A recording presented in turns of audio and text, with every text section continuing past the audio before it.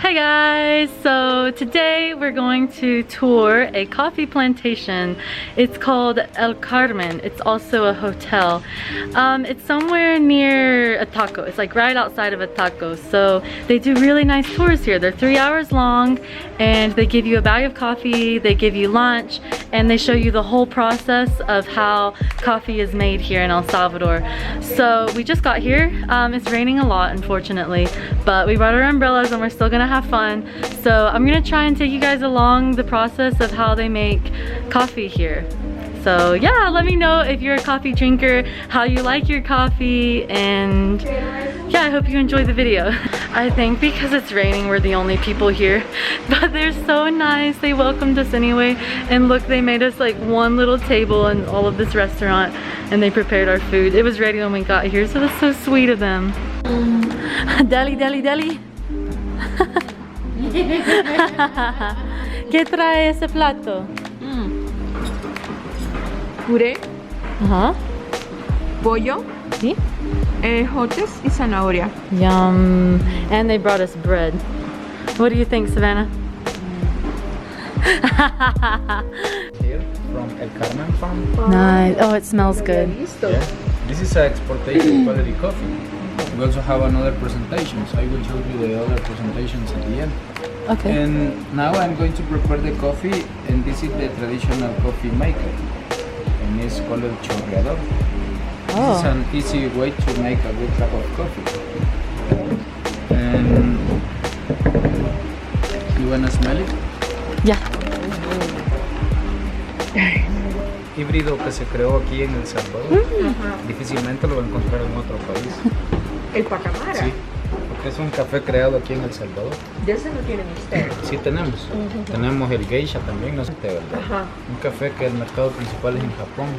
Es el primer año. ¿Lo tienen ustedes? Sí, es el primer año que nosotros lo hemos producido. ¿Cuánto cuesta? Ese le cuesta $9. Oh. En otro lugar le cuesta alrededor de $20. Se llama Geisha. ¿Es el mejor Primera vez café? en El One of Salvador the que best lo in han the world. producido. Wow. Solo aquí. El pacamara también. Okay. Ese no se comercializa en otros lugares, solo aquí en el lugar. Porque no es una gran producción la que se tiene. Okay. True pour over coffee. What does that mean? So, like in cafes and stuff. ¿Puede explicar lo que son esas? Y Esto es pan y lo que lleva es como turrón de huevo horneado.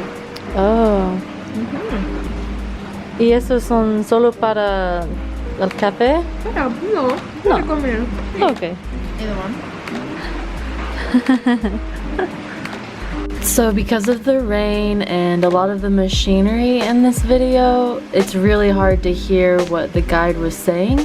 So I'm just gonna kind of record over it and try to explain as best as I can the process. Of course, what I say is not gonna be as in-depth as what he told us, but I can at least give you an overview of the process so that you can get an idea as to how it was made. So first he took us to the exterior of their buildings where they process the coffee. So where you see the truck in front of this building is actually a scale. They'll put all the coffee in the bed of the truck and then pull up on top of the scale and they can find the weight. These are the bins where the workers dump all of the coffee cherries after they've been weighed in the truck. Then the coffee cherries are moved from the containers outside into a big siphon inside. The siphon is full of water so that the heavy cherries will sink to the bottom.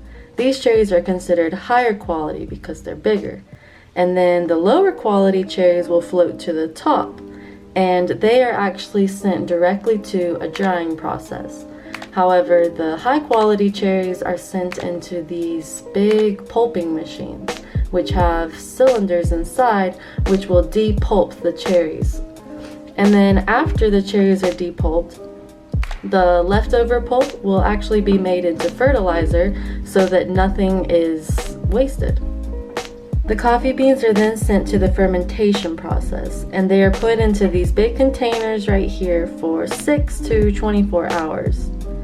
With time and heat from the sun, the coffee produces little itty bitty microorganisms, and these organisms remove the sticky substance left from the pulp. After this, the coffee will then be sent to a drying process for up to 2 weeks. El Carmen processes coffee from, of course, their plantation and also the plantations of other farmers. Sometimes farmers don't have the right equipment to process coffee, or maybe they don't have the right time or enough workers, so they'll send the coffee to El Carmen to be dried and then produced.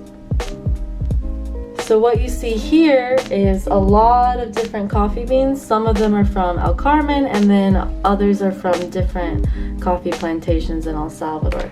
All of them are being dried right now and going through the drying process. The darker colored beans are considered to be low quality, and the light colored beans are the highest quality. Now, something interesting is that the beans must be moved every 20 to 30 minutes for 8 hours every day. And it's not bad to walk on top of the beans because what you see right now is just their shells. They're still inside something called a parchment, which is like a protective outer layer. The actual coffee beans are just on the inside. So apparently El Carmen can process about 90,000 pounds of coffee per day. And what you see here are called boilers. Coffee is placed in there when there is not enough space for it to be laid out on the drying patio. Next, up to 10,000 pounds of coffee can be placed in one dryer. All of these big red turning machines are dryers, and these are used when either there's not enough space for the coffee to be laid out to dry, or if it's raining, they can place coffee beans inside of the dryer.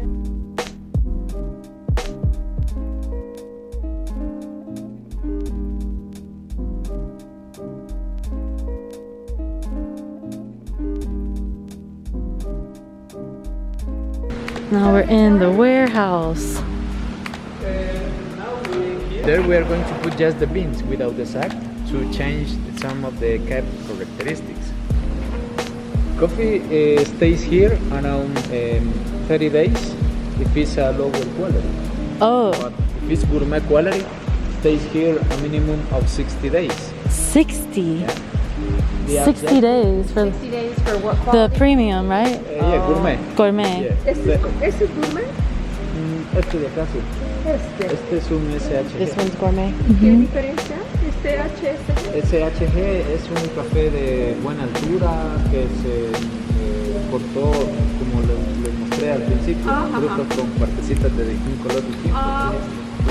Todo eso no se menciona. Gourmet is the best quality at this moment.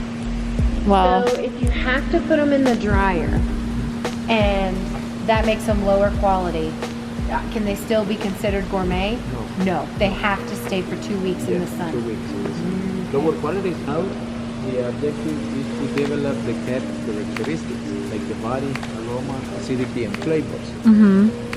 After, Oh, go ahead. and after 30 or 60 days, we're going to take samples. Can you see the little holes? We're going to take a sample from the little holes. Then the samples are sent to the clients interested in buying the coffee. And each client has the coffee taster, the expert, like a wine taster. They will roast the sample to taste it. And when the client approves the sample, the sale is confirmed, we are going to prepare 250 sacks in the next area, only when we have the buyer. If we don't have buyer, the coffee stays here longer. The men you see here are carrying giant bags of coffee beans. Each bag can weigh up to 150 pounds. They're placing these beans into a red siphon. You can't really see it here in the video, but the coffee will travel into a thrashing machine, and the thrashing machine will be used to remove the parchment, the outer hard layer that protects the bean, and then all you have left is just the little coffee beans. So after that, the coffee is placed onto a filtering machine. By using vibrations, the machine is able to separate the big beans from the little beans, and the larger beans are actually considered to be a higher quality, and then the little beans are considered to be a lower quality. So they can be separated, and then they continue on the process in their separate groups.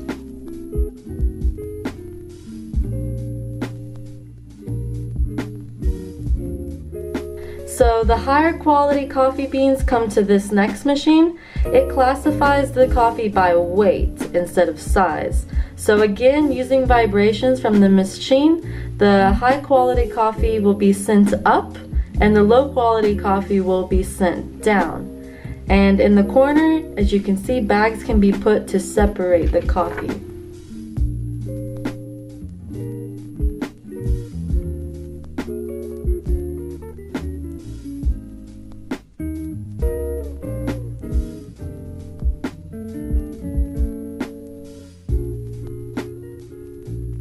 We finally come to our final step. The coffee is then put on a conveyor belt while workers are sitting on all sides of it, and they must classify each individual bean as either high or low quality. And they have a chart which will help them determine quality by the appearance of the bean. So previously we classified the coffee bean by weight and size, and now this time they're looking at like the cosmetic appearance. Does the bean look like a high quality bean? And something interesting and difficult is that they only have 1 minute to appraise millions of beans before the conveyor belt moves again. And after this selection process, the sacks of beans are sent to their buyers. And these buyers can be either in El Salvador or they can be sent all the way to Europe or the United States, all over the world. Now the problem is that if the workers make a mistake and the buyers are not happy with what they've been sent, or they think that they have been sent beans that are not the highest quality, they can send the bags back, and this entire process begins again, and the workers have to look at each individual bean all over again. That last place we went to was the final stage of what they do here mostly, because after they pick out the bad beans, they send the coffee off to different parts of the world, different countries, and the companies in those countries can process the coffee, toast the coffee, roast the coffee, however they want, because different companies will try to roast it in different ways to make their own flavor. So, but about 20%, only 20% of the coffee they make here stays in El Salvador. So only 20% of it is actually roasted on this plantation. So right now he's gonna show us the coffee that is being roasted to stay in the country. It smells so good in here. This is the smell you're looking for, right, Savannah? Yes. She was sad because all the other coffee didn't have a smell yet. But I guess since they're roasting it, right? That's why. Right. Wow. And all of this stays in El Salvador. Yep, the 20% that he stays. I can't believe it's only 20%. This is cool. So this is the final packaging. Nice. It smells so good in here.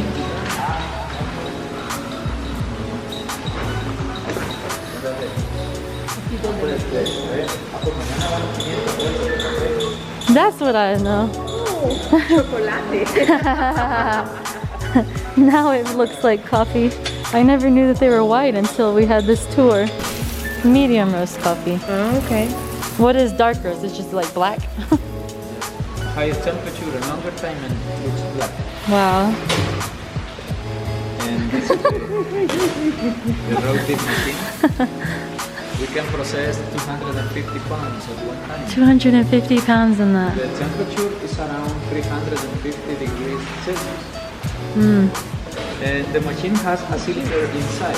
The cylinder moves the coffee, and after 20 minutes, we are going to take samples to check the color of the beans and also to taste it. When the coffee is ready, we will open the little door, then the coffee pours, and then the workers will move the coffee to cool it down. Yeah. After that, the coffee is ready, or almost ready, because from here the coffee goes to the wooden box. To this box. What is the wooden box for? The objective is to develop the flavor and aroma. Oh. Coffee stays here between 18 to 24 hours. After that, the coffee has better aroma Wow. and also better flavor. It smells really good. Yeah, it smells. After we saw how the coffee had been roasted, we were taken to a room where we got to learn a little bit of the history of how coffee originated, and then we were given a coffee tasting. So using everything that we had learned this day, we were told that we would taste 2 different qualities of coffee, one high and one low, and we had to try and determine which was which without knowing. So he did tell us that we were looking for 3 things: body, aroma, and acidity. Now, I'm not going to tell you which was which, but I will tell you that I got it right.